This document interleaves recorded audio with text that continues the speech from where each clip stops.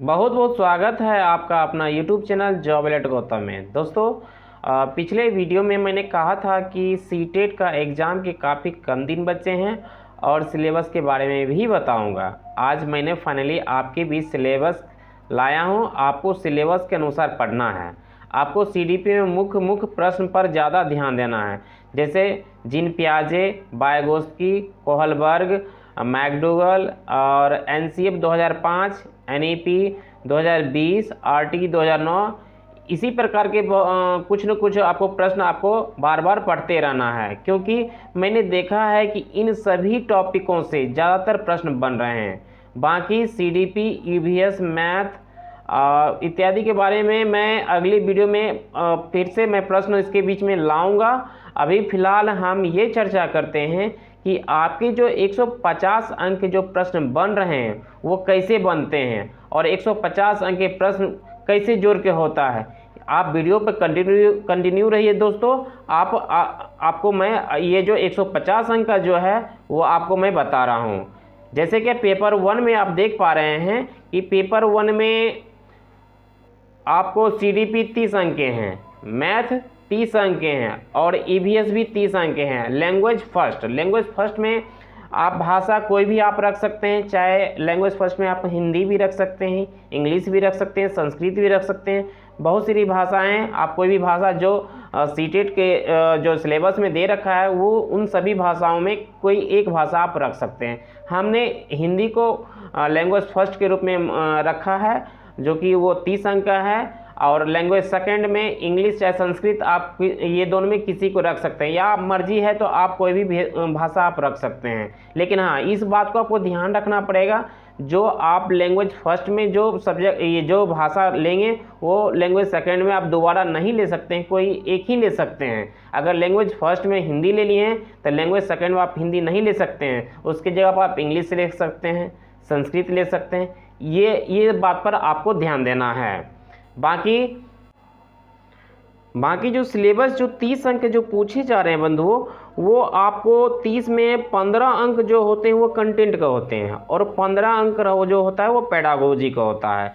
इसी प्रकार आप देख पा रहे होंगे कि मैथ में भी आपको जो 30 अंक जो दिए जाते हैं, 30 अंक में आपको 15 अंक कंटेंट का हो गए और 15 अंक पेडागोजी का हो गए। फिर इसी तरह आप EVS में देख पा रहे हैं कि 15 अंक कंटेंट का हो गए और 15 अंक पेडागोजी का हो गए।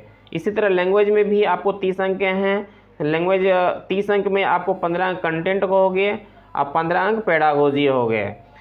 और लैंग्वेज सेकंड में भी इसी तरह 15 अंक आपके कंटेंट का हो गए, 15 अंक पेडागोजी को हो गए। आप देख पा रहे हैं कि कंटेंट जो हैं टोटल 5 सेक्शन हैं और पेडागोजी के भी टोटल 5 सेक्शन हैं। प्रत्येक सेक्शन से 15 अंक आपके कंटेंट के पूछे जाते हैं, जिसे 75 अंक टोटल मार्क्स को हो गए 5 सेक्शन मिला करके। उसी तरह पेडागोजी का भी आपको 5 सेक्शन है। CDP है, मैथ है, EVS है, हिंदी है, लैंग्वेज सेकंड में आपको संस्कृत प्लस या इंग्लिश है, यानी 5 सेक्शन हो गए। ये पांचों सेक्शन मिला के 15 अंक हो गए कंटेंट का, 15 अंक हो गए पेडागोजी के। पेडागोजी का भी 5 सेक्शन मिला के 15 अंक के हिसाब से आपको 75 अंक हो गए।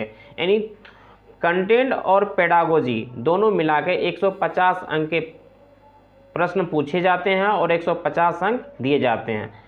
हाँ, एक बात और बताना चाहूँगा बंधुओं कि इस परीक्षा में नेगेटिव मार्किंग की कोई चर्चा नहीं है।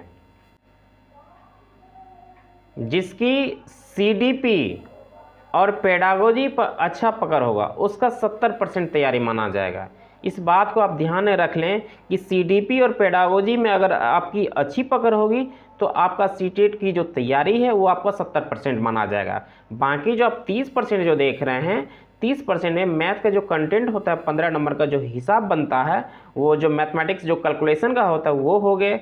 15 अंक का आपको EVS का कंटेंट हो गए। और हिंदी में अगर देखा जाए तो हिंदी में आपको गद्यांश, पद्यांश और व्याकरण 15 अंक के रहते हैं। उसी तरह इंग्लिश और संस्कृत में जो होता है वो पैसेज और प्लस ग्रामर होता है। अब हम पेपर 2 के बारे में चर्चा करते हैं।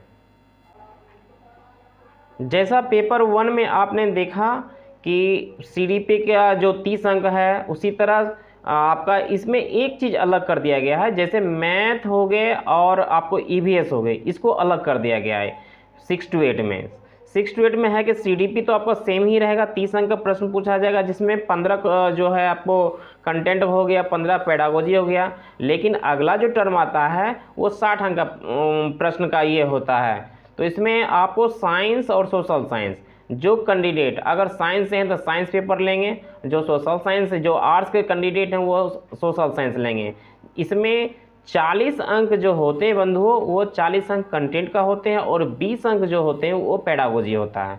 अगला सभी कुछ सेम है, जैसे हिंदी में आपको 30 अंक में 15 अंक आपको कंटेंट हो गए, 15 अंक पेडागोजिक हो गए। उसी तरह लैंग्वेज सेकंड में आप देख पा रहे हैं कि 15 अंक कंटेंट का है, 15 अंक आपका पेडागोजी का है। यानी इस प्रकार हम ये कह सकते हैं कि सीडीपी हिंदी और आपका जो सेकंड लैंग्वेज जो भी आप रखेंगे, अगर आप पेपर 1 में इसको अच्छे से कमांड कर लेते हैं तो आपका पेपर 2 में भी इसमें कोई ज़्यादा परेशानी नहीं होगी। अब हम साइंस या सोशल साइंस के बारे में जानेंगे कि 40 अंक के जो प्रश्न पूछे जाते हैं वो उससे जो उसकी जो तैयारी होगी वो कैसे तैयारी होगी। बंधुओं मैं इतना बता दूंगा कि 40 अंक का अगर आपको अच्छी खासी तैयारी करना है तो आपको कक्षा 6 से लेकर 8 तक के जो एनसीईआरटी जो बुक होते हैं उसको अगर आपको 2 बार 3 बार अगर अच्छे से आप पढ़ लेते हैं तो आपका 40 अंक का जो डॉट है वो आपको क्लियर हो जाएगा। बाकी एक बात और बताना चाहूँगा कि दोनों पेपरों की अगर तैयारी करना है तो आपका पिछला साल का जो प्रश्न है, जो भी प्रश्न पूछा गया है पीवाई को, उसको बार बार बनाना है। अगर उसको बनाने से आपका अच्छे अंक आ रहे हैं तो समझ ये जाना है कि आपकी अच्छी खासी तैयारी है। अब मैं इस वीडियो को मैं यहीं इंड करता हूँ।